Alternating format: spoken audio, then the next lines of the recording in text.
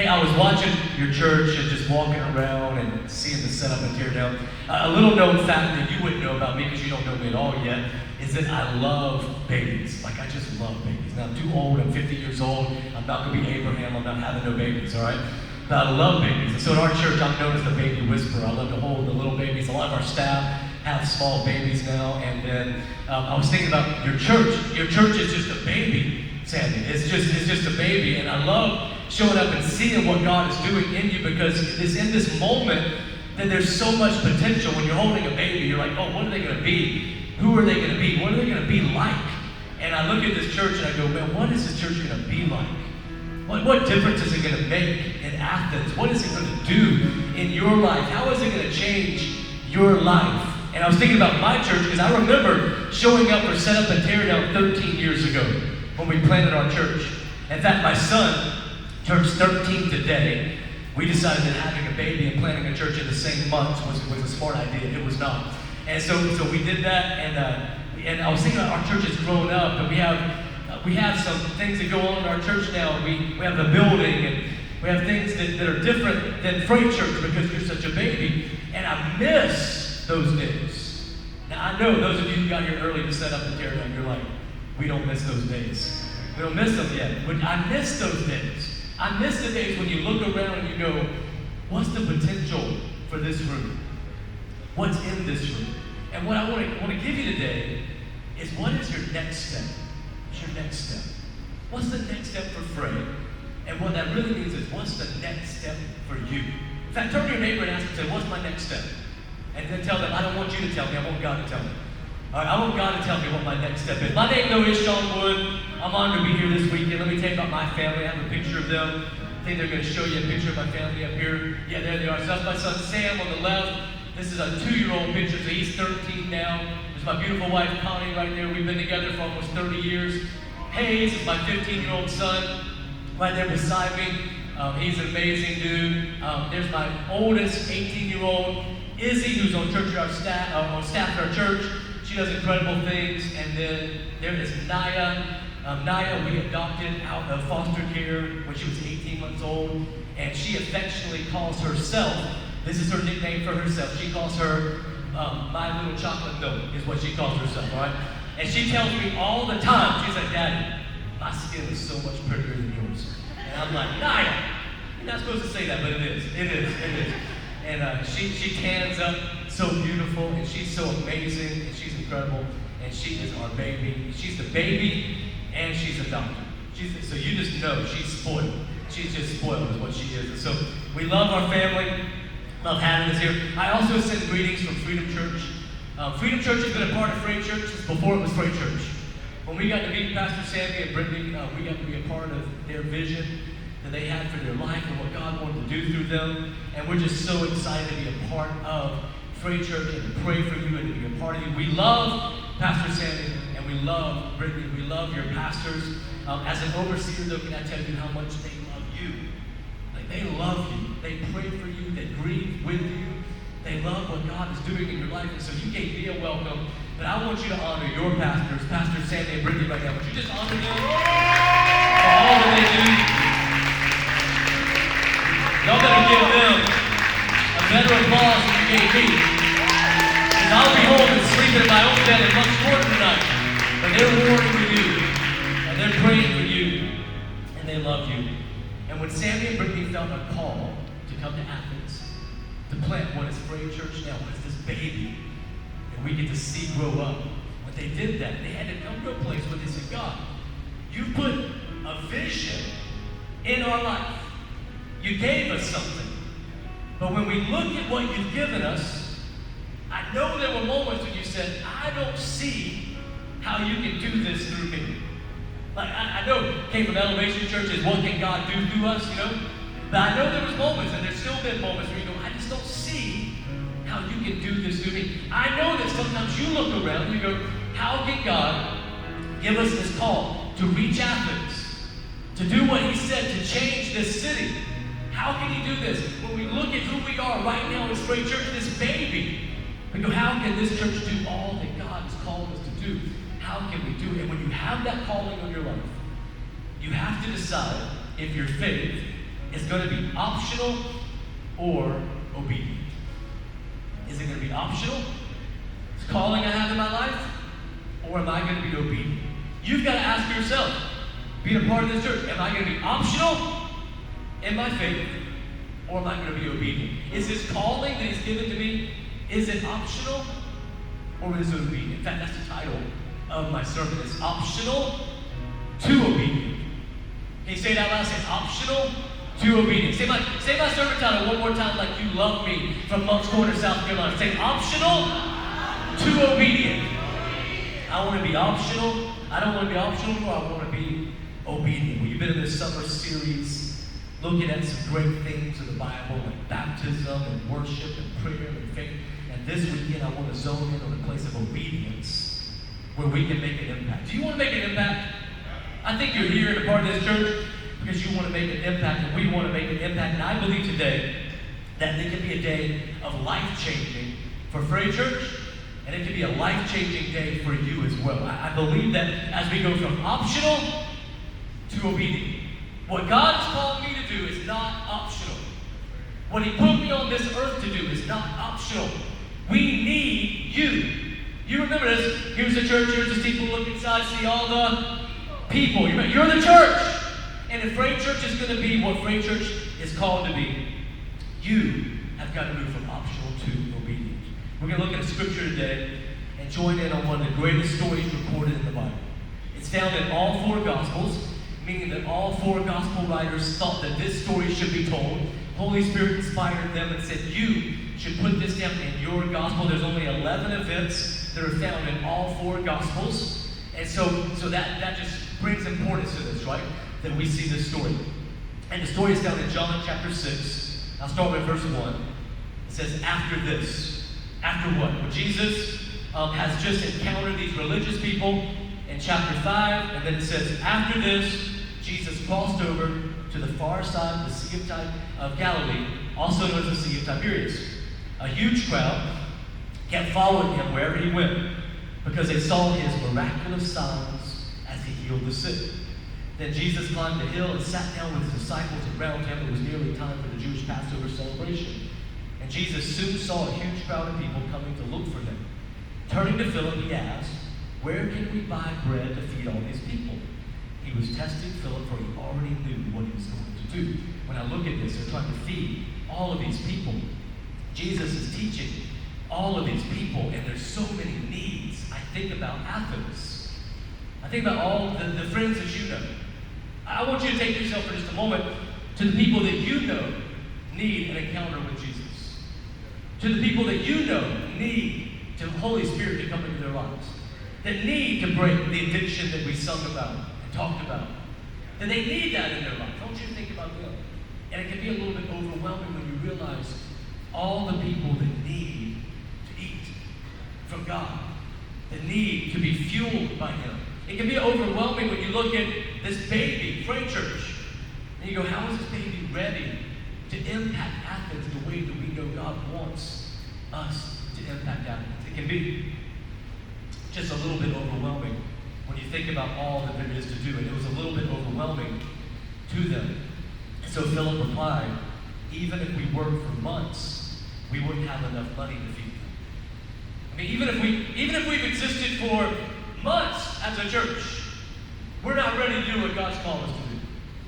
Even if we worked for months, He said, and we saved up and we planned for this, Jesus, we wouldn't be able to feed them. And I thought about this, that real overflow in our lives is available. But it's not something that's possible to conjure up on your own. They could just go, all right, well, let's just have overflow, Jesus. We'll feed all these people. They're ready to eat, we'll feed them. No, they were overwhelmed by it. But when they were overwhelmed, what they needed was overflow. See, when you feel overwhelmed, what you really need is for the only source that you have in your life to be the source that will give you overflow. And here's the good news for those of you who have allowed Jesus to save you. You have the source that can overflow when you're overwhelmed. When you're like, I don't know what I'm going to do next. I don't know how I can do this. I don't know how I can take the next step. I can get to real overflow, and the source is already there. And here, let me tell you something. I feel us right now. That we get to come together and go, okay, how are we going to do this? How are we going to do what Pastor Sammy and Brittany have sat here and told you about and said, this is the goal, this is where we're going? How are we going to get there? We're going to get there because the source is going to provide the resource. Like everything that we need to take the next step for FRAIS Church is right here. Everything, the next step. I didn't say the next 15 steps. I didn't say from here to a 13-year-old church like Freedom Church. I'm saying everything we need to do what God has called us to do next is right here. In fact, I believe in a special way He's brought you here today because you're supposed to be a part of what is going to happen next. You're supposed to be a part of that next step that God wants to take us on. And I know because I've been there. We planted a church. We know what it's like. We know that for some of you, you left churches because God called you to come here. And you said, you know what? My next step is to go to this new church. And I don't know them very well yet, but I know that God called me here. And then you got to know them and you got to know the vision. For some of you, you've allowed Jesus to save you here. He brought you here to change your life. And now you're like, how can I be a part of that? He's positioned you here to be a part of that next step. And now you need to know that you're here for a reason. You're here because God called you to be a part of the overflow and not to be overwhelmed. And I hope you're praying for overflow. God's promise to us. In Joel 2:24, it says the threshing floors will again be piled high with grain. Grain is a symbol of provision. It's that food that we eat. And the presses will overflow. Everybody shout overflow. Will overflow with new wine. I love the symbolism of wine here because it's a symbol of pleasure, of joy. He says, and it'll overflow with wine and olive oil. That's the symbol of His presence. So we can see that He promises us provision. He promises us pleasure. He promises us His presence. He wants to be with us. But back to Jesus with Philip and Andrew. Then Andrew, Simon Peter's brother, spoke up. There's a young boy here with 5 barley loaves and 2 fish. But what good is that with this huge crowd? And what is Andrew talking about? Well, at some point, Andrew had looked out and said, there's a lot to be done. And there's a lot being said by Jesus, and He's not slowing down. And we're going to have to feed these people because they're here. It's too late to leave. And he started to do some recon, and he found out that there was this little boy with some fish and loaves. And the fish would have been no bigger than little sardines. Anybody here eat sardines? I don't love sardines, but they're like little sardines. And you could get them from the Sea of Galilee. Fresh fish was hard to come along, and they had these fish. And so they would travel around with them. And so Andrew goes and finds this little boy and says he's got 5 barley loaves. These loaves, little tiny loaves of bread. And he's got these fish. And that's all there is. And I wonder if Andrew started that thought full of faith. I wonder if when he started that thought to Jesus, like he was out there and he's like, I want to be a help. I want to be a help. And he's walking up boldly to Jesus to tell Him, I found some resource. We've got something. And then as he went up to Jesus, he had started with faith, and then he realizes it sounds crazy. Right? I mean, Jesus, I've got something for us. There's 5,000 men here, more women and children. I got something for us. I've got a couple fish and some barley loaves. Jesus, and then he realizes. Have you ever done that? We have an idea, feel like it's a good idea, and then you go to share that idea, and you realize it's a dumb idea, and you wish you could take back the words. I felt like that sometimes as a church planner. Like, hey, we're coming to the city I grew up in. God's going to work in this city. He's going to do amazing things in this city. And then as a church planner, I look at all the needs and see everything that's got to be done. And have people calling us, telling us we want to serve these kids. Just like y'all, we serve these kids, and you get to serve them, but you pack these bags, and you know that it's not enough. Like you want to do what you can do, but you know it's not enough. And I'm sitting here and I'm watching this happen, and I'm realizing that he then turns it into an excuse. But what good is that with this huge crowd? He goes from full of faith full of excuses of why he can't be used.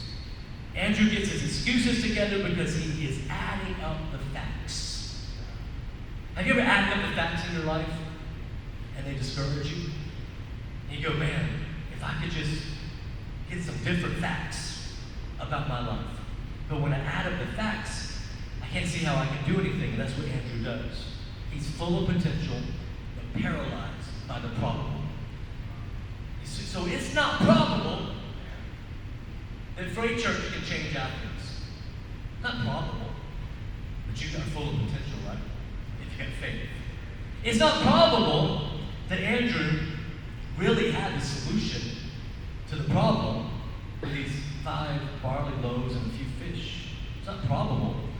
And he gets paralyzed by the probable rather than having faith for what is possible. You gotta have faith for what is possible. But Jesus says, tell everyone to sit down, Jesus said. So they all sat down on the grassy slopes. The men alone numbered 5,000. And I love this. Jesus has them sit down. Why? Because in the tradition of the day, men would sit down to eat a meal. There's power in this. Jesus has them in a posture of their future blessing. He's telling them, go ahead and sit down because you're going to eat. They're looking around going, where are we going to eat from? How are we going to eat? And he says, I want to show you your future blessing. Then Jesus took the loaves, gave thanks to God, and distributed them to the people. And I see this, and I love this, because it gives us 4 simple steps of how we can take the resource that God has given us, and everything we need is in this room. And he's given us this resource, and how we can take that, and how God can then do a miracle with it. And here it is. The first thing is we accept what we do have. We accept what we do have. They had 5 barley loaves, and they had a few fish. You accept what you do have. You have everything that is needed to take the next steps right now. Everything. There are some served positions right now that need to be filled at FRAIS Church, and the people that need to fill them are already part of FRAIS Church. They just got to hear from God that they can be accepting of what they do have. Here's what I have to offer. At some point, this little boy had to come to Andrew, or maybe Andrew saw him, but at some point he had to offer up to him, hey, this is what I've got to offer. I don't think Andrew stole it from him. I think he had to offer it to him. And here's what I've got to offer. And he had to say, hey, I accept what I do have. Then we give thanks to God for what we do have. Don't tell me what you don't have. Don't tell me the talent, the ability you don't have. Don't tell me what you can't do. Tell me what you can do. And accept what we do have, and then we give thanks to God for what we do have. I remember meeting in Whitesville Elementary School. We chose an elementary school because it was close to where we really wanted to plant our church. And I remember we would go into that elementary school, and it smelled like little boy all the time. Like little boys who would play in there. It was a carpeted gym area. Whoever thought that was a good idea, it's bad. Just soaked up all the smells. You're with me now, right? You just remember. If you work in an elementary school, you know exactly what I'm talking about. And we'd walk in there, and we would spray Febreze everywhere. And we would light candles, which they told us we couldn't do, but we would light them anyway and get forgiveness later. And we would try to make it smell as good as we could, and we'd set up pipe and drape everywhere. And I remember one day just being so frustrated. My area where I would get ready, and I get ready to preach, it was not like Pastor Sandy does back here, was the janitor's closet. And I would go into the janitor's closet, and we'd clean it up, and we brought some furniture in there, and I was trying to get with God one day, and I was back there, and I was like, God, I'm in the janitor's closet. And I went from working at a very, very large church, and had a lot of budget, and a lot of stuff, a lot of things, and I left, and I was like, God, I'm in the janitor's closet. I mean, I can walk out here, and I'm going to walk into an elementary school cafeteria where they played dodgeball last week, and I'm going to preach to just a little bit of people that are showing up, and I'm going to be so mad. So mad with God. By the way, you can be mad with God every now and then. You can not like what you're about and what you're doing, even if you should. And so I was praying, and God said, hey, I remember, and there's about 220 people coming to our church today. And God said, I remember when you prayed, and you said, if I just give you 12, Jesus changed the world with 12. If I just give you 12 people to disciple. I remember when I was 17 years old, and I just told God I just wanted to be a part of what he was doing. He reminded me of when he saved me when I was 17, and how I told God, I couldn't believe, first church I ever was a youth pastor. I said, they had put out that they wanted a youth pastor. I was 17 years old, just graduated from high school. Worst hire ever made by that church. They should never have hired a graduating senior to be their youth pastor. And so I had literally gone to high school with some of the kids just that previous year, and now I'm their youth director or pastor. And I couldn't believe when they told me that they were going to pay me to do it. Like, it blew me away. I was like, what do you mean you're going to pay me? I figured I'd have to pay you. I figured there was like an initiation fee, right? A monthly fee. And God took me back to those moments where I just couldn't believe it. And I've been there, he said, I want you to be happy about what you do have. And in that moment, we decided, we started to serve that school. We started to make upgrades to it. We started to serve that guy who worked in that, as a janitor at that school. And we started to serve him. We started to make his area look cleaner. We started cleaning it up for him. We started bringing things in, and we just loved that place. And we were like, you know what? We get to be here. And as you look around right now, I mean, there are church planters all over this country that would just be like, I can't believe they'll get to be in this place. This place is so cool. And you know, this place doesn't smell like, you know, fourth grade boys who play gym ball. And so you come in here and you go, I'm just so grateful that what I do have. And so Jesus took it and he said, this is what we do have. We accept what we do have. And I'm so grateful for what we do have. And we give thanks to God for what we do have. And then the third step is we act in faith on what God has for us. They started to hand out this food. Now, can you imagine being a part of that? Where you know, so the people out there, 5,000 people, they maybe don't know what's going on. They're like, what's happening right now? But the disciples, they're like, hey, I know what we have. We've accepted what we do have. Jesus thanked God for what we do have, and he blessed it. And now they're watching it multiply. See, when the facts don't add up in your life, what you got to pray for is multiplication. You got to pray that God will start to multiply some things in your life. When you sit down and you go, the facts just don't add up, you got to go, God, would you multiply some things for me? And these disciples, they get to see this. They get to see it multiply. Do you believe that FRAIS Church exists right now, as it exists right now, is uniquely designed to be multiplied in Athens? And that what God has called this church to do, that if you add up the facts, you can't do it. But that time after time, God has shown that when he is involved and he blesses it, that the faith begins to work. And so we act in faith on what God has for us. And they began to hand that out. And I just can't imagine what that felt like. And those are the moments we've had over the last 13 years at Freedom Church, and the moments that you're going to get to experience. Those moments where you see people's lives change, and you see the impact that you've been able to have, and you realize we couldn't have done this. And you get to be a part of it right now when you know you couldn't have done it. Like, you get to be, like, as they started handing out the fish, and the baskets are overflowing, it didn't take a lot for the people to have faith in that moment. They saw all the fish and the bread and it's multiplying, but man, those disciples, they got to sit back and go, wow, look at what God has done. And then it says, then there's this very practical fourth step. Afterward, he did the same with the fish. Repeat. What do? We accept what we do have. We give thanks to God for what we do have. We act in faith on what God has given us. Then we repeat. So that next step is going to come again. And it's going to look different. And you're going to have different resource. And you're going to have the same source though. And so you're going to go, all right, I thank God. I accept what I do have.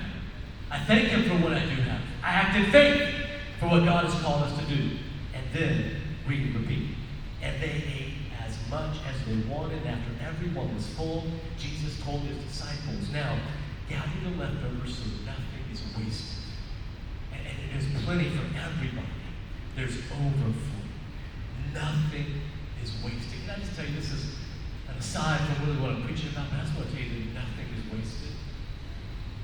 Nothing's wasted in your life right now. Whatever brought you to this place, nothing's wasted. These moments as a church, nothing is wasted. When it's hard, it's not wasted.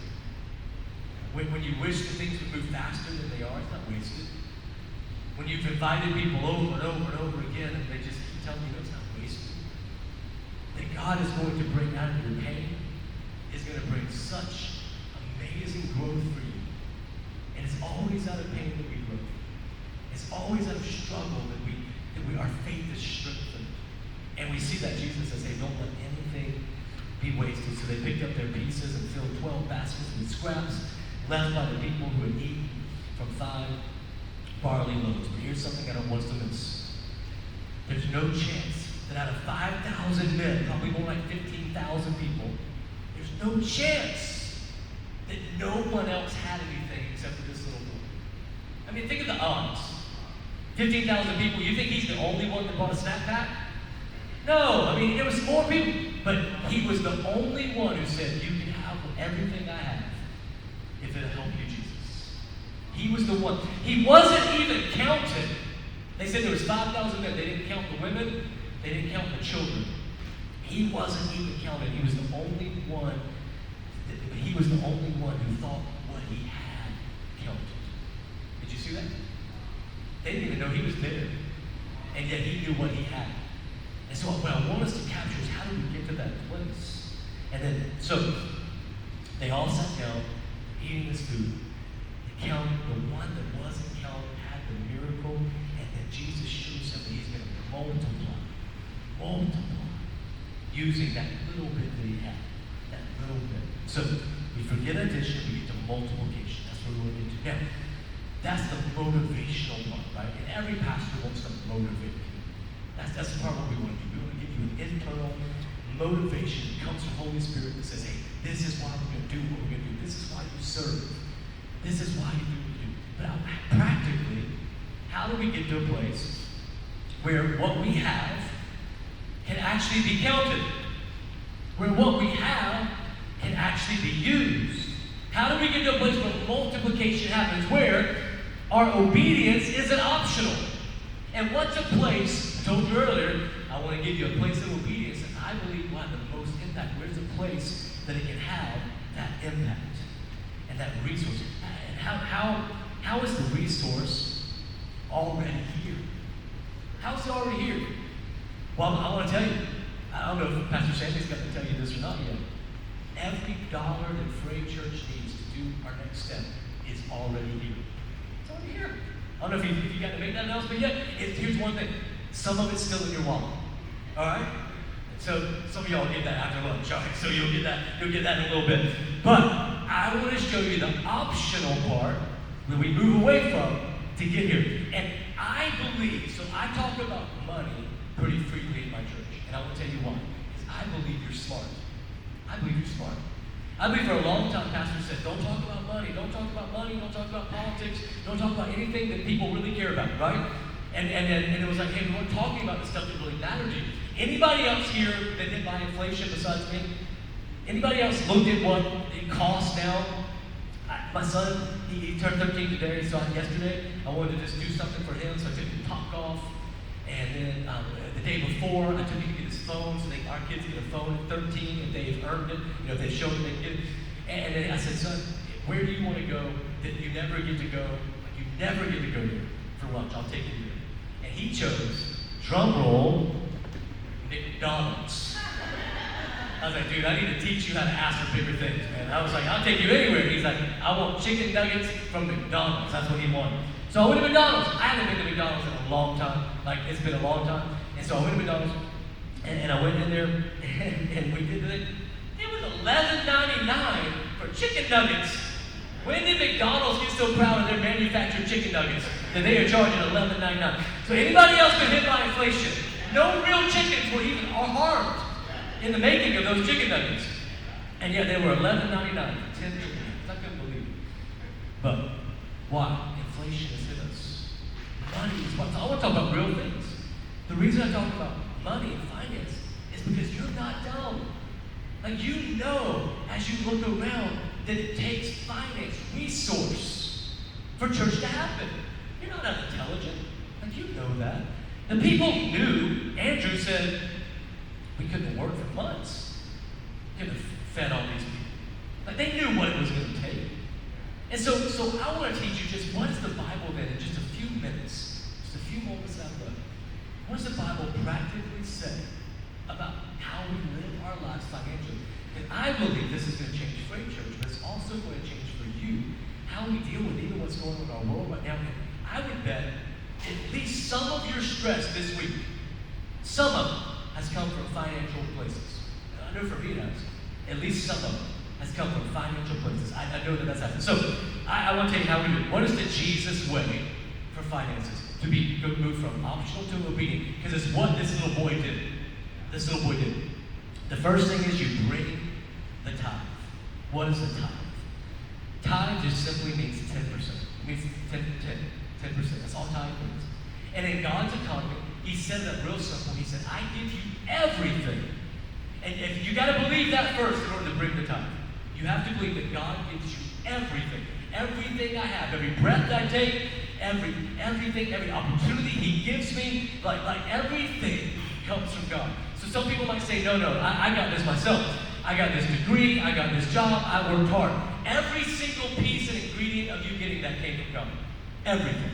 So he gives us everything, and then we bring back the tithe. Bring all the tithes into the storehouse, so there'll be enough food in my temple. And if you do, the Lord says, I will open the windows of heaven for you. That's overflow. I will pour out my blessings so great you won't have enough room to take it all in. Try it and put me to the test. Now that's Old Testament. Just so you know, it's New Testament too. 1 Corinthians 16:2. On the first day of the week, each week you should each put aside a portion of the money you have earned. Don't wait until I get there and then try to collect it all at once. Paul says we bring the tithe. Now, I'm just going to ask you a simple question. And this is your next step in this area. What if everyone brought the tithe like you do? Just for you to contemplate. Pastor Sammy's not going to be calling you this week. He's not going to be looking at your giving record, nothing like that. This is for you. What if everyone returned the tithe like you? How would it work? How would this church work? Now, for some of you, you're going, it would be amazing. I obey God in this. I give above and beyond. For some of you, it may be an area of contemplation. Now, there's no shame in it. It's an area of contemplation. We want to grow because we want to go from optional to obedient. That's where we want to move from in our faith. So we bring the tithe. The second thing that we do, and the Bible teaches us this, is that we save. Now, all through Proverbs, it tells us to save. All through the scriptures, it tells us to save. You know, because again, you're smart, that having a savings is a good thing. You know that. You may not have one, but you know it's a good thing. So the second thing we do is we save. And then the third thing that we do is we live wisely with everything that's left. God says, here's 100%. I give you everything. Return to me 10%. And then we suggest 10% that you save, and then live off 80%. And if you live God's way financially, it's amazing what would happen. We actually call this 10-10-80. Everybody say 10-10-80. At Freedom Church, we live by 10-10-80. I want to illustrate this to you just a little bit. I want to illustrate how this works. So, let's see here. I'm going to hand these out. Just come down here real quick. What's your name? Destiny's going to hold these for me. What's your name? Zach's going to hold these for me. Y'all know why in just a minute. Oh, I turned 50. Can I do this? Oh, all right.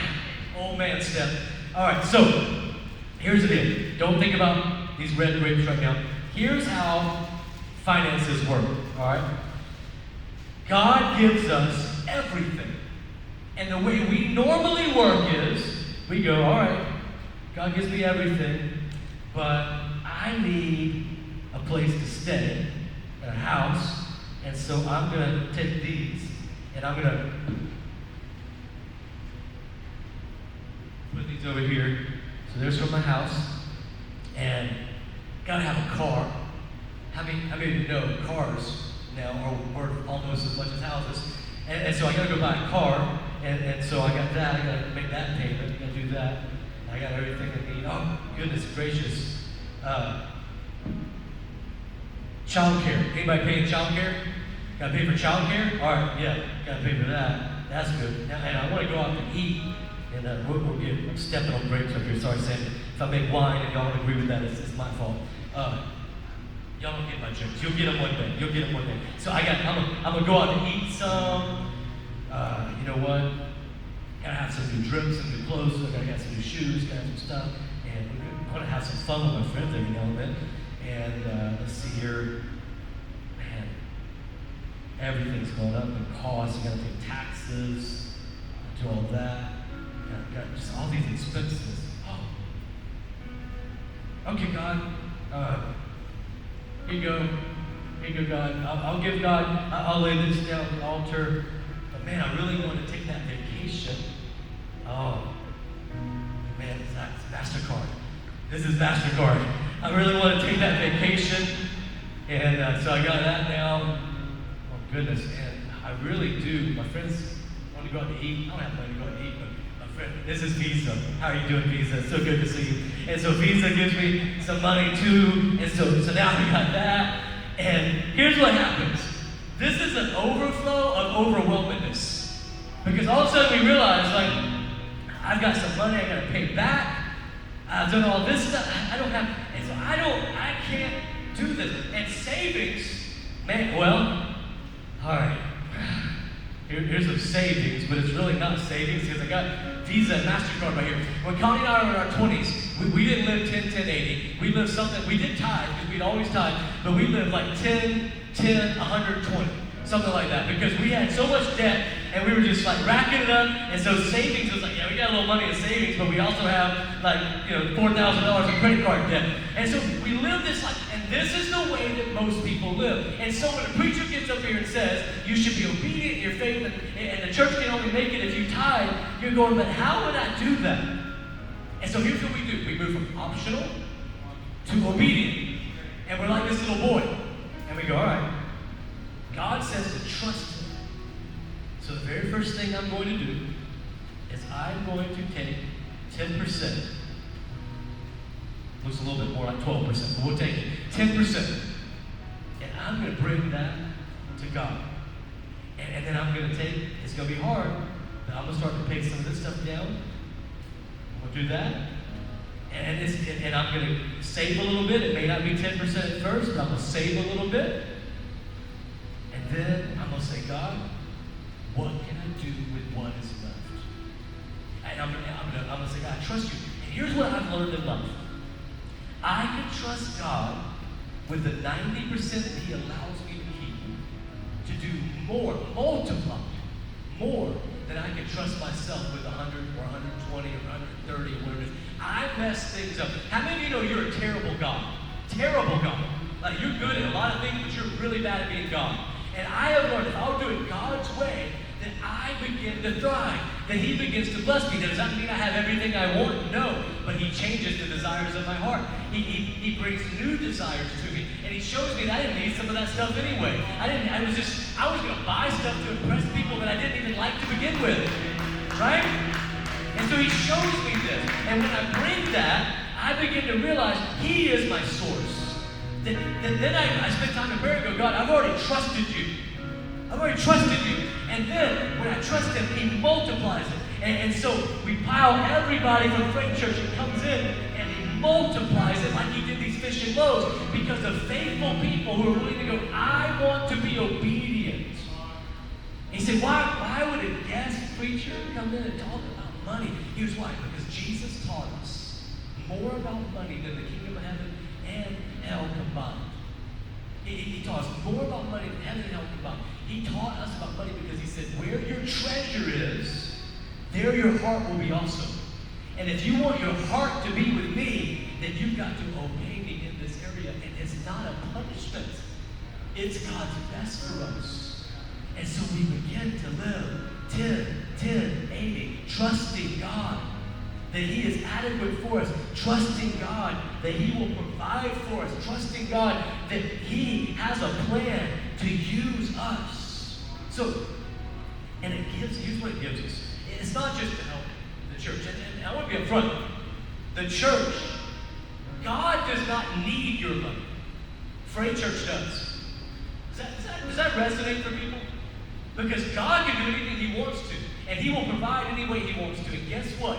In the sovereignty of God, He decided to provide through you. He chose you. And He said, your obedience will be a direct reflection of what the obedience of FRAIS Church is. And I will be able to bless FRAIS Church through you. What an amazing blessing. But I'm not telling you something that is for FRAIS Church. I'm not telling you something that's for Pastor Sammy and Pastor Brittany. I'm telling you something that's for you. That there's less sleepless nights. That there's more money than month. That there's more satisfaction in your life. To live God's way is always the perfect way. And so the prayer should be, Jesus, how much would you have me keep rather than how much should I give? The prayer should be, Jesus, what do you want me to keep? Maybe I can give more. Maybe you can increase what I can give. Maybe I can start a company that's going to do amazing things for the world and for you, God. God, you can increase that. He wants to multiply it. So what's our next steps? One is we want to give something. Just give something. If you've never given before, just test God. I would say testing with everything. I'd say give everything. But if you're not ready, maybe your next step is I'm going to start to give something. And I'm going to see what God might do with it. For some of you, it's going to be, you've been doing that for a while, kind of testing the waters, kind of giving God a little something. And it's going to be like, I'm going to trust God with the whole time. 10% of everything, I'm going to trust Him with it. And then for some of you, you've been doing that, and God's going to put it on your heart and say, I want to increase my giving. Tommy and I prayed several years ago. We said we want to increase our standard of giving, not our standard of living. And so we just started saying, God, how can we give more? How can we give more? And He blesses us and gives us routes to that, and we've been able to just increase that. For some of you, maybe going, 10% is just the bare minimum. I want to bless the kingdom of God. I want to be a part of it in just a bigger way. And that may be your next step. And then I want you to start praying about something down. Write this down on your phone. Maybe put a reminder in your phone for this. Every day, maybe at least once a week, just be praying. How can I be a part of our immeasurably more offering that's going to come up in December? Start praying for that. What is that going to look like for this church? Because I believe, we've done this at Freedom Church every year, FRAIS Church is doing it as well. I believe that end of the year offering sets us up and says, God, what kind of faith do we have for the next year? And it says we want to be ready for the next year. When that call is made, that email is made, we want to be ready. And so that's what we want to do.